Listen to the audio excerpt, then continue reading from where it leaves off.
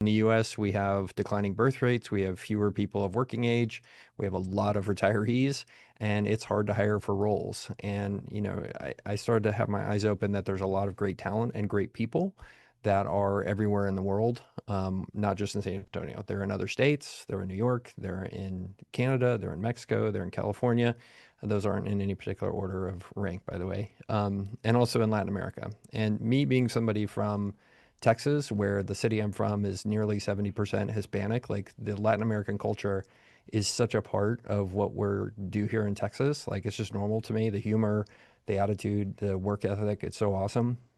And that's the same thing I think for a lot of America is just great. And, I started to run into folks in other countries, especially Latin America, who were just awesome and started to build teams around those.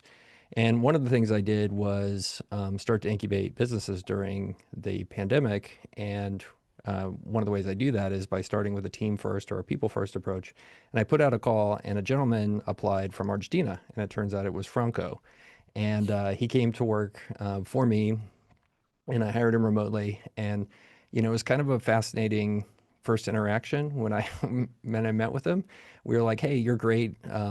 Our third partner in Near, CEO Hayden, and I were interviewing him, and then I asked Franco, like, "Oh, hey, like, how do I do a background check on you to make sure you're not a criminal and stuff?" And and it opened up our eyes to the reality of this offshore hiring stuff is really powerful, but it's also kind of difficult for us as American companies.